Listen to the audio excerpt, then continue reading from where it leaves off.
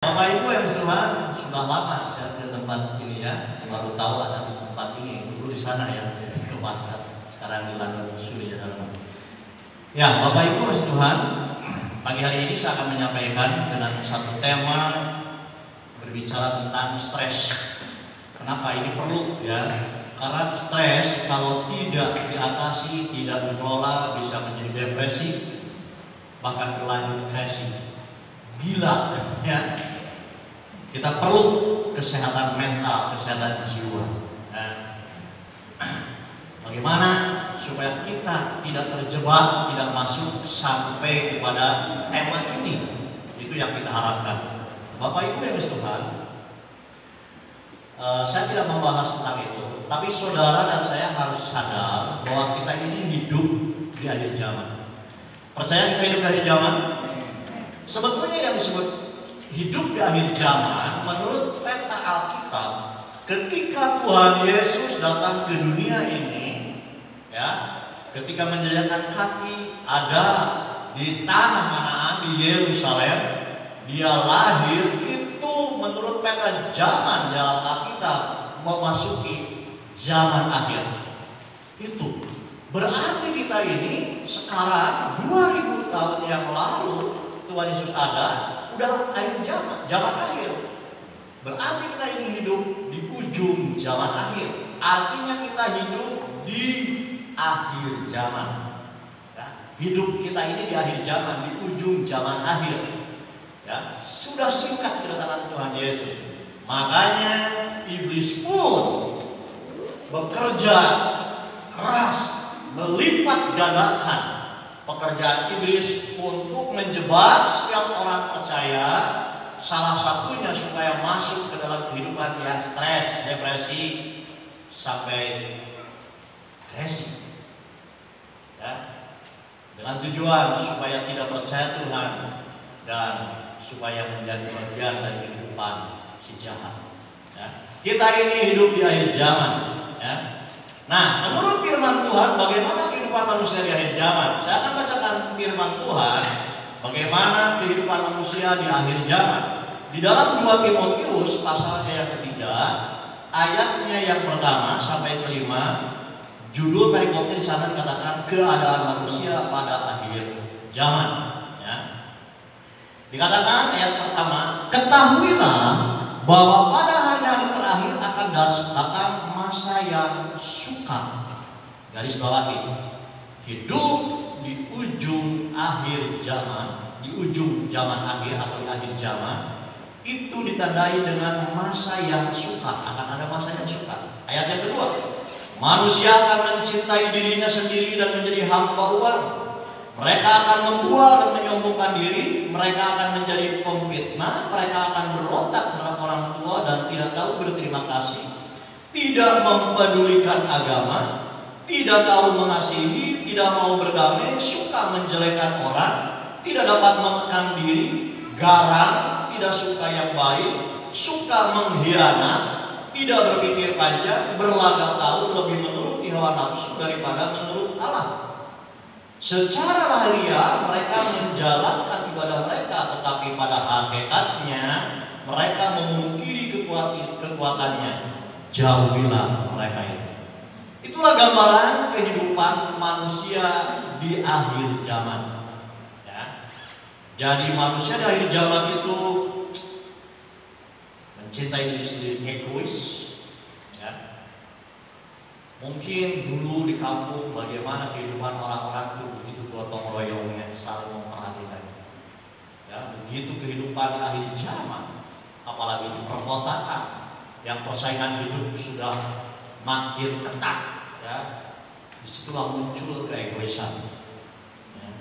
Jadi hamba uang, semuanya keinginan-keinginan yang harus dimiliki harus dibeli dengan uang ya.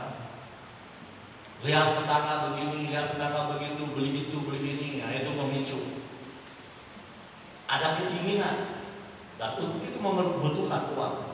Maka orang-orang itu di akhir zaman itu menjadi hamba uang. Dia akan kejar cari uang ya. Tidak salah mencari uang, tetapi yang salah ketika kita diperbudak oleh uang. Ya. Majikan kita bukan Tuhan lagi, tapi uang itu yang menjadi kekuatan. Bahaya. Kalau sudah punya pikiran, ketika mempunyai uang mempunyai kekuatan, ketika tidak punya uang menjadi lemah, itu berbahaya. Seharusnya orang percaya itu kekuatannya tetap Tuhan. Amin. Yang menjadi kekuatan Tuhan. Ya. Coba kita renungkan, ketika dompet kita penuh dengan uang, gaya hidupnya beda dengan ketika dompetnya kosong. Apalagi dompetnya dipenuhi dengan tagihan. Tanpa disadari, kita mengandalkan kekuatan kita kepada uang. Itulah tanda-tanda manusia akhir zaman, ya. Sombong, pembohong, suka fitnah, dan seterusnya dan seterusnya. Tetapi itu semuanya dimulai karena masa yang suka. Ya. Dimulai dengan masa yang suka. Ya. Dan semuanya itu membuat stres. Ketika stres tidak dikelola, tidak dicari akar permasalahannya, dibiarkan begitu saja, maka akan meningkat. Stres itu menjadi depresi, ya, tertekan jiwanya, maka sampai satu titik nanti akan menjadi gila, nggak akan bunuh diri seperti yang gitu, ya. Saya yakin dan percaya dia stres, depresi, habis uang banyak tak terpilih. Mungkin uangnya pinjam, mungkin uang orang lain, mungkin ya kalau habis umpamanya 1M punya 10M masih mending. Kalau habis 1M dan 1M dapat pinjaman, itu yang buat stres, depresi, akhirnya gila dan bunuh diri. Dan semuanya diawali dengan masa yang suka. Nah, Bapak Ibu yang kasih Tuhan, hidup di akhir zaman itu, firman Tuhan tadi baca katakan masa yang suka. Nah, kalau masa yang suka, maka akan timbul persaingan hidup yang keras, dan itu mengakibatkan stres, kesehatan jiwa terganggu, ya, termasuk orang percaya sekalipun, ya. Karena Bapak Ibu yang Tuhan, tanpa disadari, ya, dengan perkembangan zaman, teknologi makin maju, betul nggak? Bayangkan saja, teknologi itu makin maju, memudahkan setiap kita dalam urusan apapun. Itu dampak bagusnya, tetapi dampak jeleknya juga ada. Salah satu contoh yang sederhana saja, dulu kalau saya keluar kota mau masuk jalan tol, ya, itu di gerbang tol itu kan kita apa namanya, ambil tiket, banyak petugasnya, tiap gerbang itu ada petugasnya. Begitu teknologi maju, sekarang tanpa orang, pakai e-tol. Artinya yang dulu bekerja sekarang kemana? Nganggur. Semakin canggih teknologi, orang yang tidak mengikutinya akan stres, sulit, ya. Dulu mungkin membuat sesuatu produk bisa dengan manusia yang banyak. Ketika teknologi maju dengan satu mesin bisa memproduksi banyak, menghasilkan lebih bagus, maka orang-orang menjadi sulit mencari pekerjaan. Apalagi hidup di kota, biaya hidup mahal, ya, cari pekerjaan sulit, persaingan dengan teknologi, dengan robot dan lain sebagainya makin berat kehidupan. Itu membuat stres, ya. Biaya hidup mahal. Dulu terkenal Karawang itu lumbung padi, tapi sekarang terkenal Karawang itu daerah industri. Artinya bahan pokok mengurangi tempat pertanian, dan dibuktikan kita selalu mengimpor beras dari Thailand, dari Vietnam. Kita tergantung, ya, kepada. Kalau satu titik satu waktu kita tidak menjual beras di Indonesia, apa yang akan terjadi? Ya, saya pikir akan melonjak harga. Ya, sekarang aja di TV sudah mantri dengan harga sebegitu. Banyak yang mengantri beras. Puji Tuhan, kita orang-orang percaya diberkati Tuhan, dipelihara Tuhan. Amin. Begitu. Nah, itu membuat stres, itu membuat persaingan hidup, biaya hidup. Saya berbicara yang realita, yang nyata saja. Nah, Bapak Ibu yang selalu ini penting sekali. Dan ini bukti bahwa kita ini hidup di akhir zaman dan banyak orang yang stres. Di daerah kami, di Lembang, itu ada kecamatan yang namanya Kecamatan Cisarua. Di situ ada rumah sakit jiwa. Itu rumah sakit jiwa provinsi. Ya, satu provinsi Jawa itu pusatnya di situ. Dulu ketika saya ke Lembang tahun 87, 88 sampai tahun 90, kalau lewat rumah sakit itu sepi. Sekarang banyak yang berkunjung. Artinya ada keluarganya yang rawat di situ, yang nginep di situ. Bertambah berarti, betul kan? Atau apalagi ya? Di kota Lembang itu yang saya tahu ada 4 tempat rehabilitasi. Sekalipun penghuninya bukan orang Lembang, banyak dari luar kota, malahan dari kota-kota besar. Itu tempat rehabilitasi orang-orang stres. Yang dulunya rehabilitasi narkoba, sekarang jadi tempat rehabilitasi stres. Dari 5 yang ada yang saya tahu, cuma 1 yang narkoba, yang 4 tempat stres. Dan semuanya ada isinya, ya, bertambah. Artinya ini benar-benar bahwa kita harus sadar kita hidup di akhir zaman. Ya. Firman Tuhan tadi katakan di akhir zaman itu masa sukar, itu ada dampaknya kepada kejiwaan kita.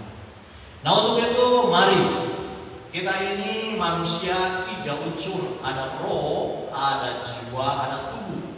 Firman Tuhan katakan di dalam 1 Tesalonika pasal 5 ayat 23 berkata demikian.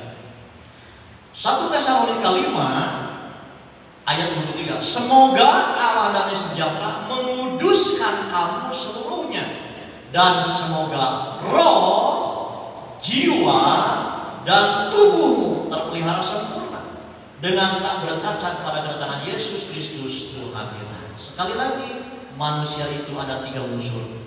Sesuai dengan firman Tuhan yang kita baca barusan. Ada roh, ada jiwa, dan ada tubuh. Inilah tubuh jasmani kita, tidak daging kita. Tetapi ada yang gak kelihatan, yaitu roh dan jiwa. Roh manusia adalah manusia batiniah, hembusan nafas Allah. Jiwa adalah pikiran, perasaan, kehendak atau keinginan. Itulah unsur di dalam kehidupan manusia. Nah Bapak Ibu yang kasih Tuhan, karena sekarang saya berbicara tentang jiwa. Jiwa itu netral.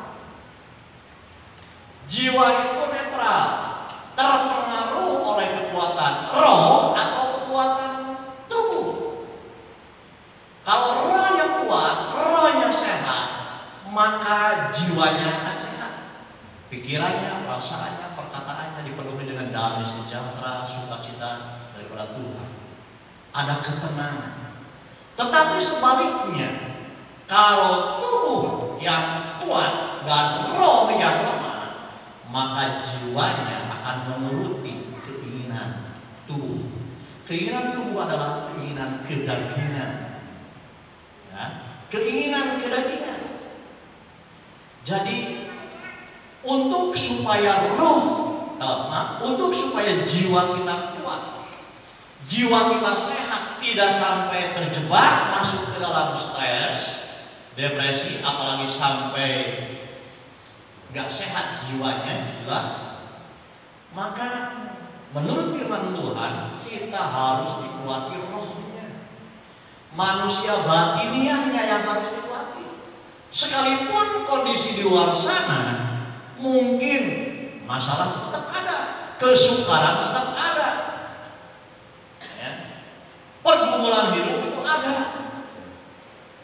Sekalipun saudara saya percaya Tuhan Yesus, realitanya kita sedang hidup di dunia ini, menghadapi kenyataan hidup. Pergumulan ada, permasalahan ada, itu tidak bisa dipungkiri. Itu bukan masalah kita. Masalah kita yang penting bagaimana roh kita supaya kuat, sehingga berdampak kepada jiwa, pikiran, kehendak, perasaan, tidak stres, tidak menjadi depresi, tidak menjadi depresi. Bapak Ibu yang kasih Tuhan, jadi harus kuat rohnya, ya. Maksudnya begini, di dalam Galatia pasal 5 ayat 16 sampai 23 berkata, kita harus lihat firman Tuhan ini, judul perikopnya hidup menurut daging atau menurut roh. Jadi hidup saudara itu mau menurut daging, kedagingan, atau menurut roh, manusia batiniah yang daripada nafas Allah. Galatia 5 ayat 16 dikatakan begini, sampai 23 ya. Maksudku ialah hiduplah oleh roh, maka kamu tidak akan menuruti keinginan daging. Jadi jiwa tidak akan mengikuti keinginan daging kalau kita hidup menurut keinginan roh. Dikatakan maksudku ialah hiduplah oleh roh, maka kamu tidak akan menuruti keinginan daging. 17. Sebab keinginan daging berlawanan dengan keinginan roh, dan keinginan roh berlawanan dengan keinginan daging. Karena keduanya bertentangan, sehingga kamu setiap kali tidak melakukan apa yang kamu kehendaki. Jelas sekali firman Tuhan ya, bahwa roh dan kedagingan itu sangat bertentangan, sangat berlawanan. Berlawanan artinya ya berhadapan, berperang gitu. Ya. Dan mana yang kuat, itu yang mempengaruhi jiwa kita, pikiran, perasaan, kehendak kita. Tadi sekali lagi, kalau keinginan daging diikuti terus, bisa depresi, bisa stres, bisa gila. Tetapi kalau roh yang kuat, maka roh itu akan memberikan damai sejahtera pada kehidupan kita. Ya. Nah, Bapak Ibu yang Tuhan, saya loncat ayat 18 yang lanjut, dan maksud saya lanjut ayat 18. Akan tetapi jika kamu memberi dirimu dipimpin oleh roh, maka kamu tidak akan hidup di bawah hukum Taurat. 19. Perbuatan daging telah nyata. Garis bawahi, perbuatan daging itu percabulan, kecemaran, hawa nafsu, penyembahan berhala, sihir, perseteruan, perselisihan, iri hati, amarah, kepentingan diri sendiri, percederaan, roh pemecah, 21, kedengkian, kemabukan, pesta pora, dan sebagainya. Itu kalau dituruti bisa membuat kita stres, bisa membuat kita depresi, bisa membuat kita gila. Ya. Menuruti hawa nafsu. Ya. Kalau sudah mengikuti hawa nafsu, maka akal sehat nggak normal. Berani mengeluarkan uang besar dan belum tentu menang. Ujungnya naik di pohon kaung ya, pohon kaung yang menghasilkan orang kali itu, pohon aren, ya, belum dihapus nih ada HP-nya, ya, baru juga nih, ya, karena menuruti hawa nafsu. Coba kalau kita akal sehat, kecuali kalau sudah yakin, sudah terkenal, sudah memang kader dan sebagainya, ini orang baru, ikut dan tampil seperti itu. Ya, lanjut ayat 20. Tadi dikatakan ini kedagingan ya, perbuatan daging itu seperti itu. Dan dikatakan ayat 21, kedengkian, kemabukan, pesta pora, dan sebagainya. Artinya dan sebagainya itu masih ada tapi tidak tertulis ya. Tetapi ingat, lanjutannya ini yang berbahaya. Terhadap semuanya itu kuperingatkan kamu seperti yang telah kubuat dahulu, bahwa barang siapa melakukan hal-hal demikian, hidup kedagingan, ia tidak akan mendapat bagian dalam kerajaan Allah. Well, memberikan kan? Tidak akan mendapatkan bagian dalam kerajaan Allah. Kalau saudara dan saya hidup di dalam kedagingan, hawa nafsu kedagingan. Betul, untuk masuk kerajaan surga itu mudah dan gratis. Percaya Tuhan Yesus, terima Tuhan Yesus, maka saudara dan saya diselamatkan. Sebab firman Tuhan katakan, karena begitu besar kasih Allah akan dunia ini, sehingga Ia mengaruniakan anaknya yang tunggal, supaya setiap orang yang percaya kepadanya tidak binasa, melainkan beroleh hidup kekal. Percaya, menerima Yesus Kristus sebagai Allah dan Selamat pribadi, saudara dan saya tidak akan binasa, tetapi memperoleh hidup yang kekal. Itu kalau sudah percaya langsung mati. Seperti penjahat yang disalib di samping Tuhan Yesus, dia percaya, dia mati. Tuhan Yesus menjamin akan bersama-sama di Firdaus. Tetapi saudara saya hidup begitu percaya Tuhan Yesus, menerima Tuhan Yesus, menerima keselamatan, masih ada perjalanan hidup yang harus kita jalani. Ini kenyataan. Dan selama perjalanan hidup ini tidak lepas dari yang namanya halangan, rintangan, godaan. Baik yang dari luar, baik dari dalam diri sendiri, membuat kita bisa stres kalau kita tidak memperkuat manusia batinnya. Bapak Ibu yang Tuhan, bagaimana supaya jiwa itu sehat? Sekali lagi harus dimulai dari roh yang sehat. Karena sumber kehidupan manusia adalah roh. Sumber kehidupan manusia adalah hati. Sumber kehidupan manusia adalah manusia batinnya. Ya. Pusat kita itu bukan otak, tetapi hati dalam artian manusia batinnya.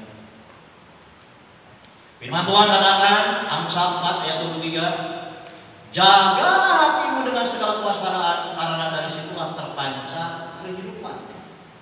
Kehidupan saudara saya akan terpancar dimulai dari hati, dari roh yang kuat. Amen. Tetapi kalau rohnya yang kuat, yang terpancar adalah kegelapan, kebinasaan. Oke, jadi Bapak Ibu yang kasih Tuhan, jagalah hati kita, ya. Sumbernya itu hati, bukan otak. Bahkan apa yang dikatakan sampai apa yang dilakukan dimulai dari hati. Dari hati, kepikiran, baru keluar perkataan, bahkan sampai tindakan. Firman Tuhan katakan di dalam Lukas 6 ayat 45, orang yang baik mengeluarkan barang yang baik dari perbendaharaan hatinya yang baik, dan orang yang jahat mengeluarkan barang yang jahat dari perbendaharaannya yang jahat. Karena yang diucapkan mulutnya meluap dari hatinya. Amin. Bahkan di dalam Matius 15 ayat 19 dikatakan demikian. Karena dari hati timbul, garis bawahi, karena dari hati timbul apa? Segala pikiran jahat, pembunuhan, perzinahan, percabulan, pencurian, sumpah palsu, dan hujat. Itu diawali dari hati, baru kepikiran, bahkan ujung-ujungnya sampai ke tindakan. Mari pagi hari ini kita belajar kuat roh kita, manusia batinnya kita. Amin. Karena saudara dan saya sekarang hidup di akhir zaman, ya, hidup di akhir zaman. Iblis bekerja keras untuk menjebak kehidupan orang-orang percaya supaya melepaskan iman percaya, supaya tidak fokus kepada Tuhan tapi berbalik kepada hantu.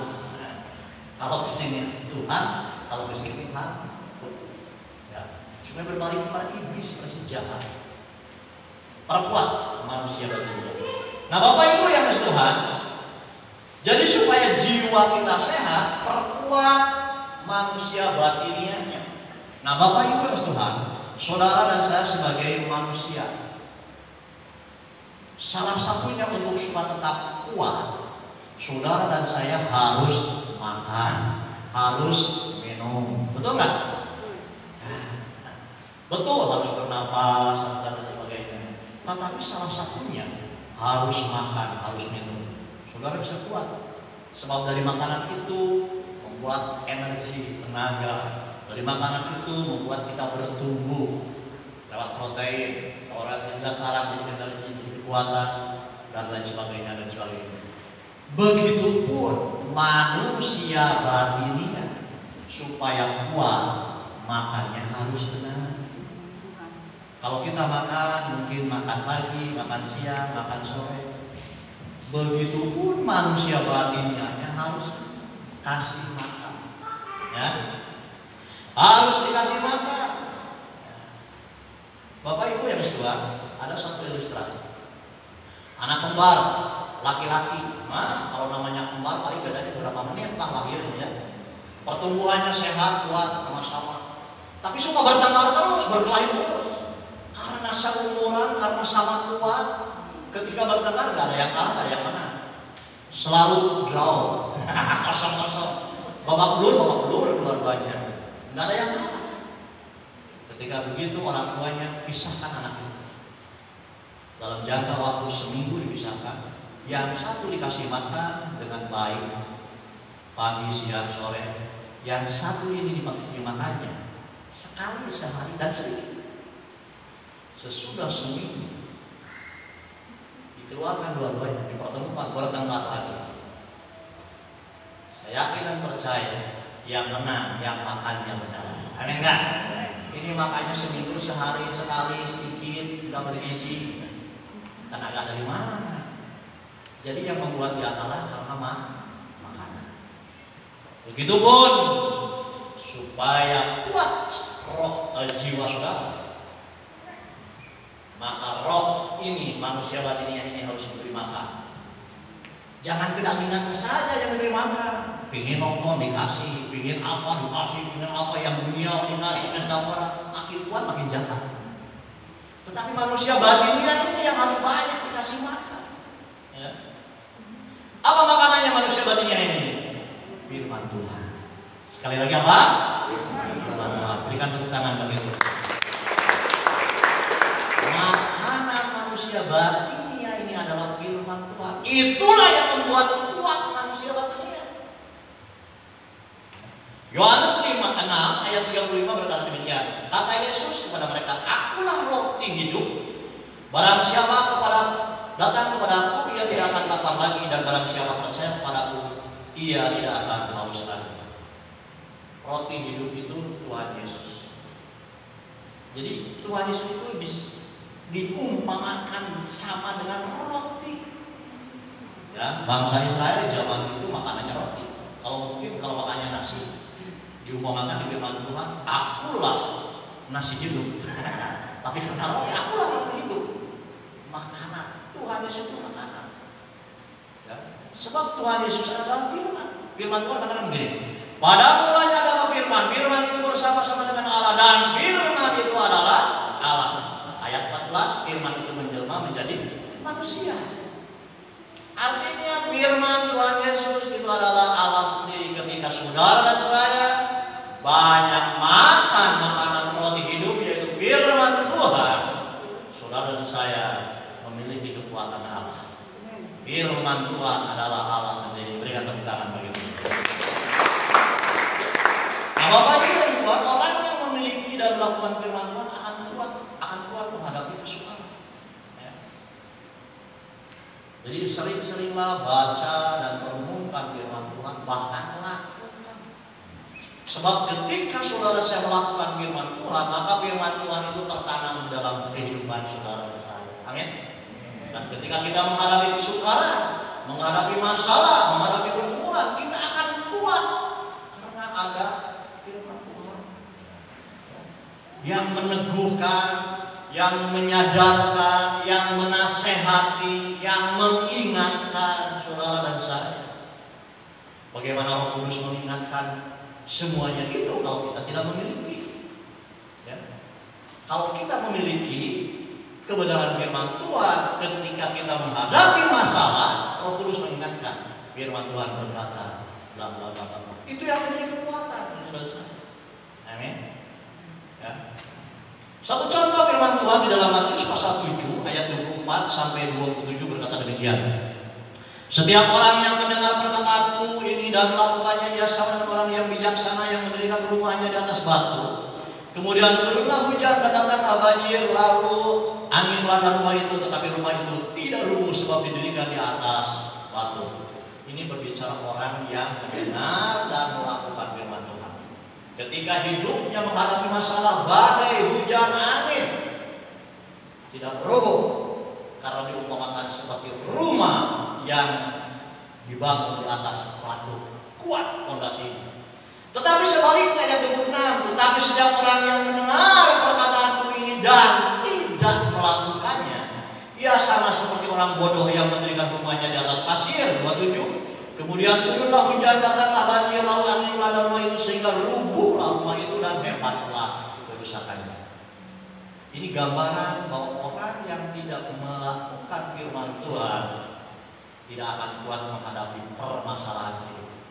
Ingat, kita hidup di akhir zaman. Firman Tuhan awal tadi katakan, di akhir zaman hidup itu masa sukar.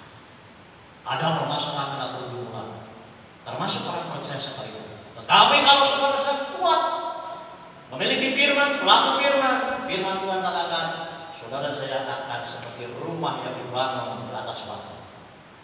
Badai kehidupan boleh ada, masalah pergumulan boleh ada, tetapi firman Tuhan menguatkan, mengingatkan, menasehati kita. Amin. Punya pegangan. Tapi orang yang tidak punya firman dan tidak melakukan firman, apa pegangannya? Mungkin lari ke tukang dukun, mungkin lari ke paranormal, mungkin lari kemana lagi? Baca Quran, ya, saya tidak tahu. Tapi Bapak Ibu Tuhan, kita punya Tuhan yang luar biasa. Amin. Punya Tuhan yang biasa.